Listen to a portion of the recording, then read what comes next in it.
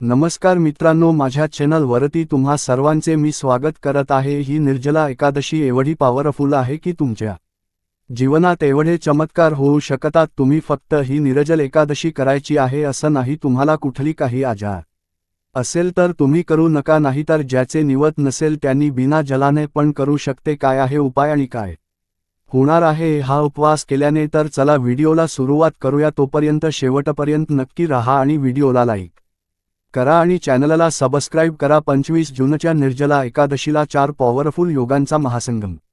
भगवान विष्णूंच्या कृपेने 5 राशींचं भाग्य फळफळणार। तिथी, धार्मिक महत्त्व।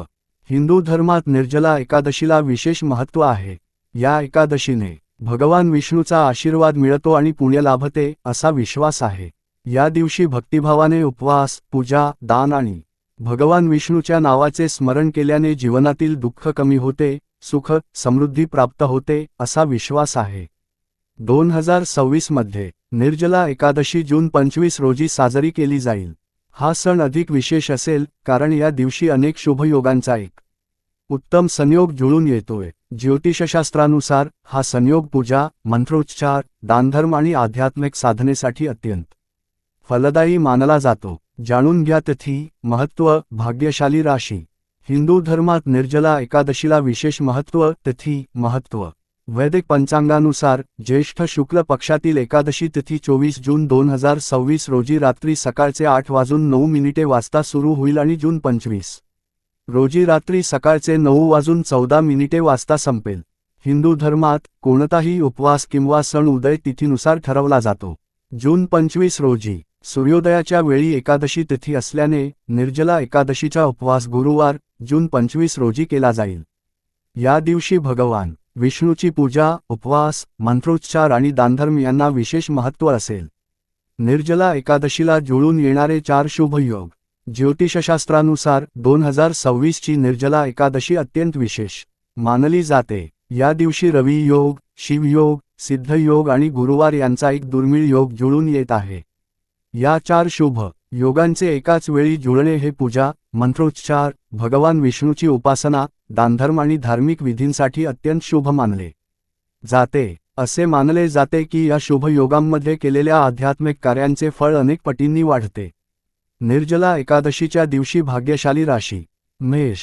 ज्योतिषशास्त्रानुसार निर्जला एकादशीचा शुभ प्रभाव मेष राशीच्या लोकांवर विशेष राहील। रखडलेली कामे पूर्ण होतील, आर्थिक लाभाची संधी मिळेल, नोकरी आणि व्यवसायात सकारात्मक घडामोडी घडतील, कुटुंबात आनंदाचे वातावरण राहील। सिंह। ज्योतिषशास्त्रानुसार सिंह राशीच्या व्यक्तींना मान, सन्मान आणि यश मिळण्याचे योग आहेत।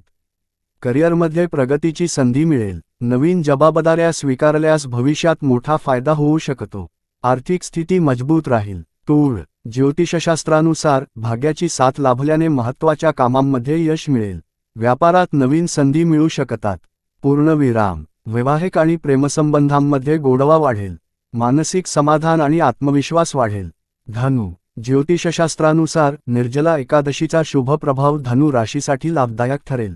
अचानक धनलाभ होण्याची शक्यता आहे। करिअरमध्ये नवीन संधी मिळतील, धार्मिक कार्यात रुची वाढेल आणि मन प्रसन्न राहील। मीन। ज्योतिषशास्त्रानुसार मीन राशीच्या व्यक्तींना या दिवशी विशेष शुभ फळ मिळू शकते। आर्थिक अडचणी कमी होतील, नोकरी व्यवसायात प्रगतीचे संकेत आहेत, कुटुंबातील सदस्यांकडून सहकार्य मिळेल आणि महत्त्वाच्या योजना यशस्वी होतील। पूजा आणि ध्यानासाठी शुभ मुहूर्त। पंचांगानुसार निर्जला एकादशीच्या दिवशी पूजा आणि आध्यात्मिक साधनेसाठी अनेक शुभ मुहूर्त उपलब्ध असतील।